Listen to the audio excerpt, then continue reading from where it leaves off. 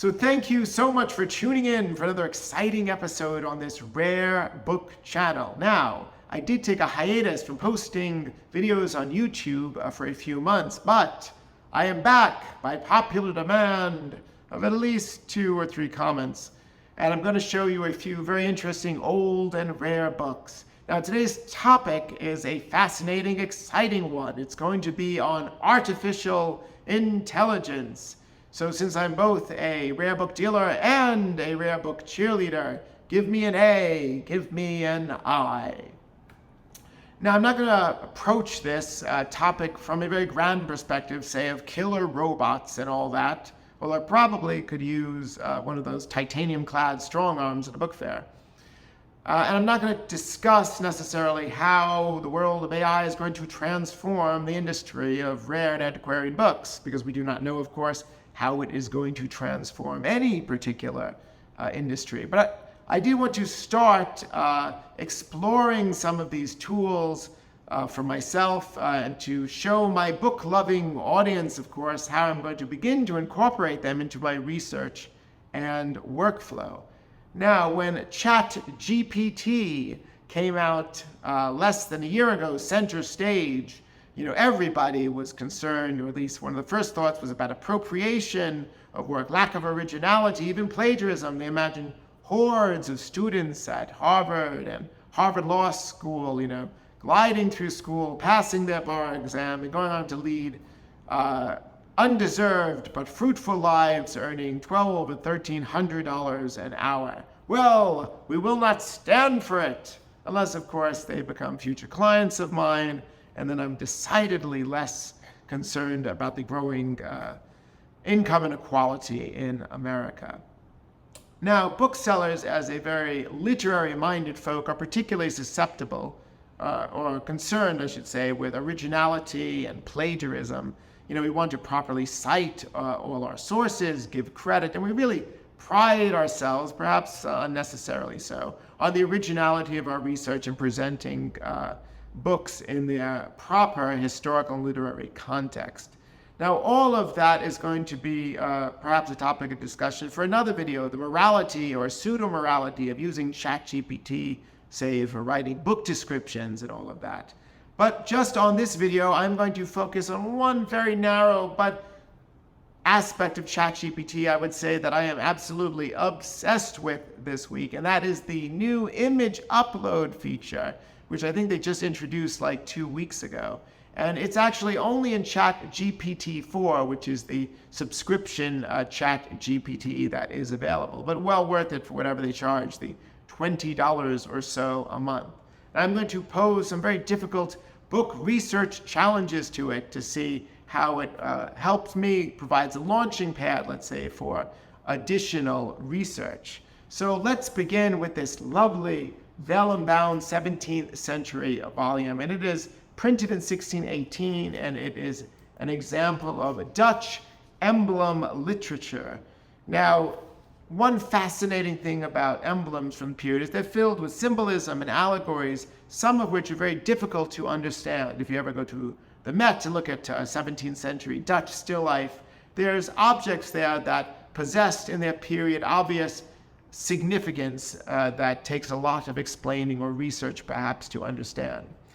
And I love emblems because of that. They're rather mysterious, but I really try to understand some of the meaning of a few of the curious ones.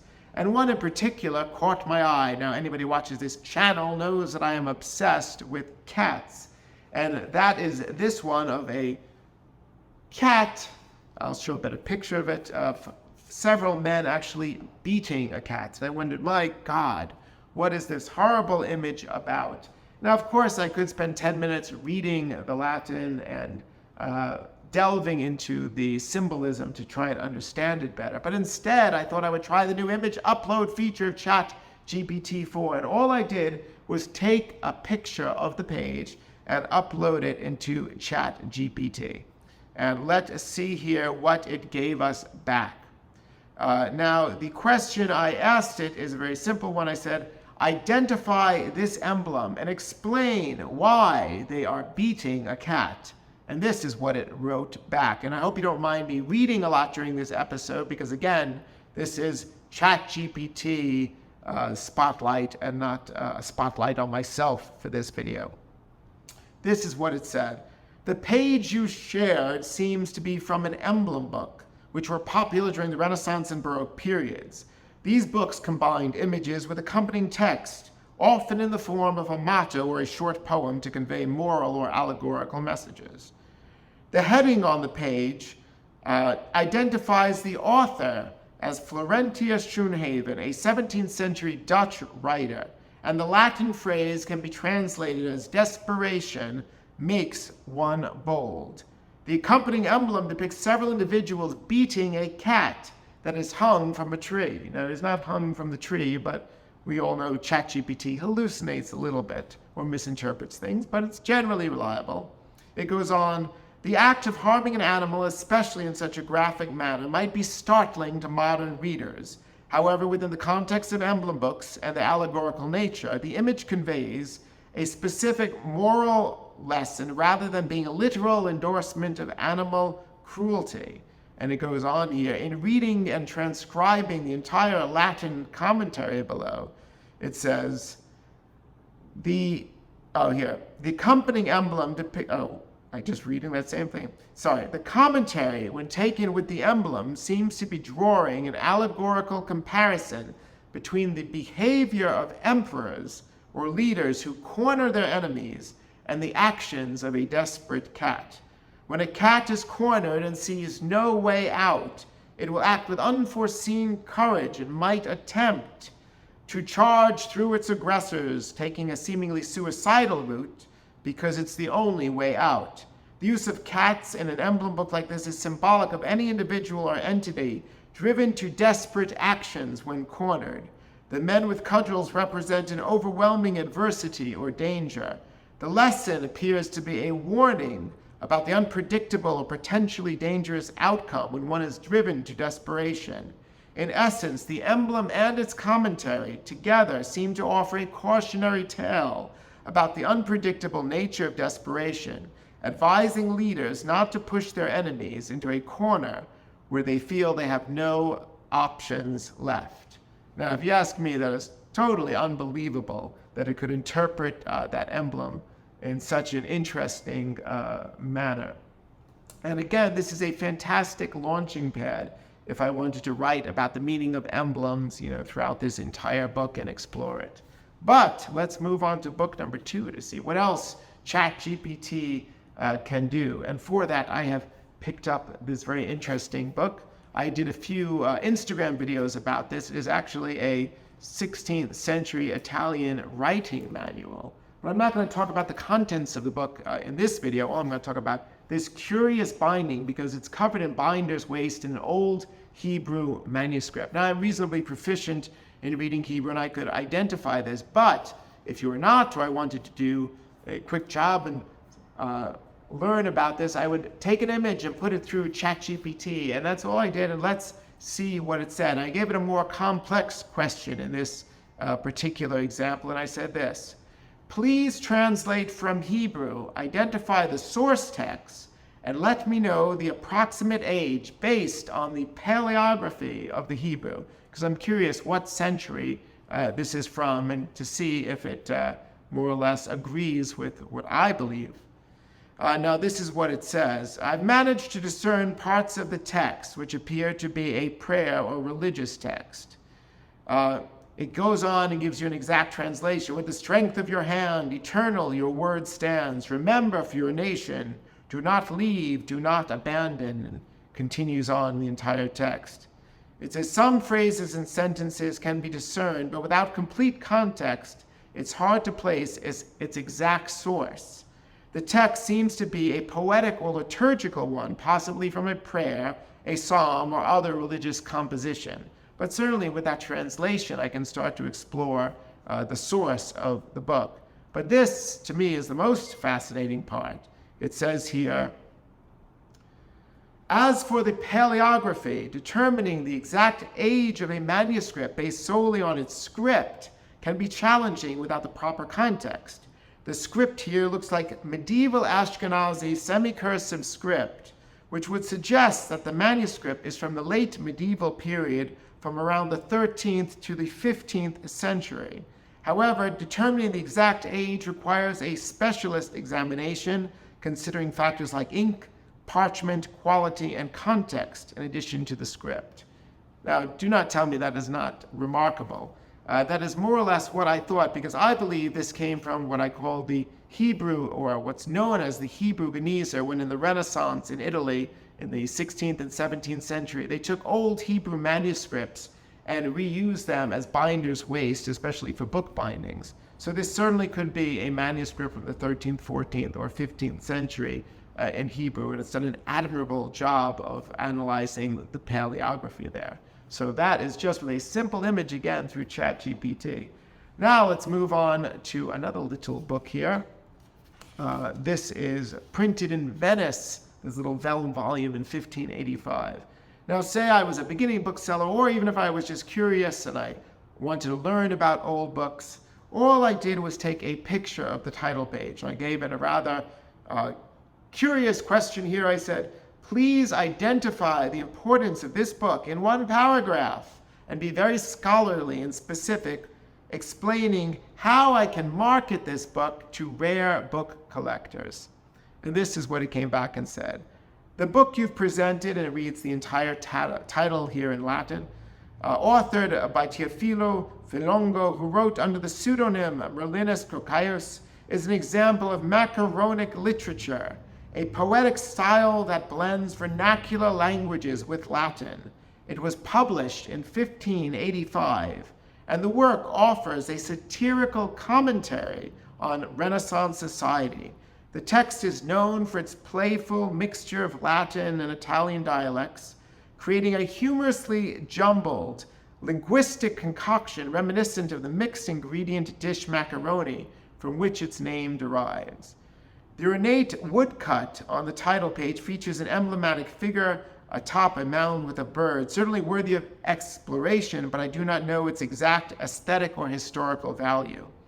The book would be of significant interest to collectors due to its representative nature of 16th century satirical literature and its noteworthy linguistic experimentation, not to mention its Venetian provenance and the allure of Renaissance print culture. At the bottom in old handwriting is a signature which may be important to provenance and reads approximately Ex Libris Bartolomei, which means from the library of Bartolomei, although I do not understand the significance of who Bartolomei was. Now, it does say here Ex Libris. I don't know if it says Bartolomei or Budinsky or something to that effect, but it's actually pointing out that I should examine the handwritten provenance on this page, which is just absolutely unbelievable, even if it did not read it 100% correctly. And it's actually very difficult even for a bookseller to read, without careful study there. Now, of course, there are other aspects of this book that I would showcase if I were selling it, like the wonderful 16th century woodcuts throughout. But, I mean, what an admirable job, on research just from a single image. It's kind of scary, isn't it? And finally, I'll show you one last book, sort of falling apart here. Yes, this does need restoration.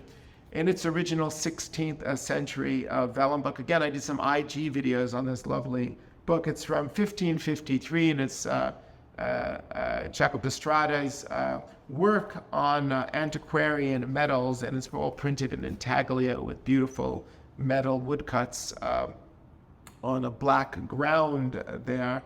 And what's particularly interesting is in the dedication, it was actually offered, the dedication is to one of the Fubers, the famous banking families in Europe, and they have a remarkable woodcut of arms inside here. And I was very interested again in the allegory and the symbolism of those arms.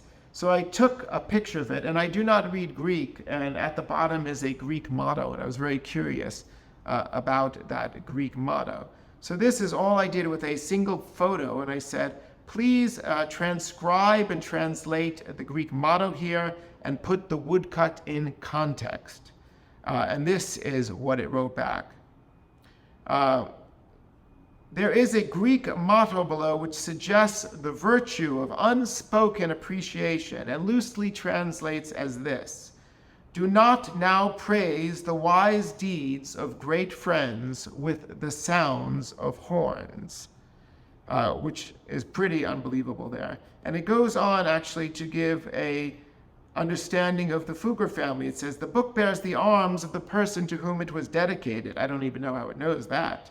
A member of the famed Fugger family, Hans Jakob Fugger. The Fuggers were so wealthy that they financed emperors and kings and effectively shaped the fate of Europe.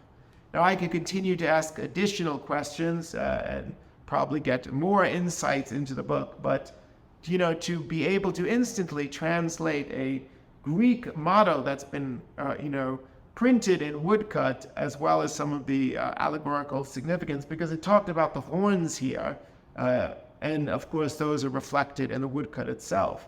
So to me that's absolutely unbelievable, and that is how I'm starting to explore the image feature of Chapgpt. I even tried some other things. I took a book binding, a Cambridge book binding, correctly identified it as a Cambridge book binding, which I'm familiar with, but if you're a beginning bookseller, of course you may not know. So I encourage everybody who is in the world of rare books out there, if you have not tried this new feature, it is going to prove invaluable, and we cannot wait, of course, to see what the future holds, and we just hope we will not be replaced, as I said, by killer robot booksellers in the future. So thank you so much for watching, and I hope I will be able to make a video again soon, and that you will tune in and, of course, subscribe, because my subscriber count is still quite low. I really thought, by discussing 17th century allegory and emblematic literature, that I would have more subscribers than Mr. Beast by now. It has not proven to be so, but do hit that subscribe button. Thank you so much.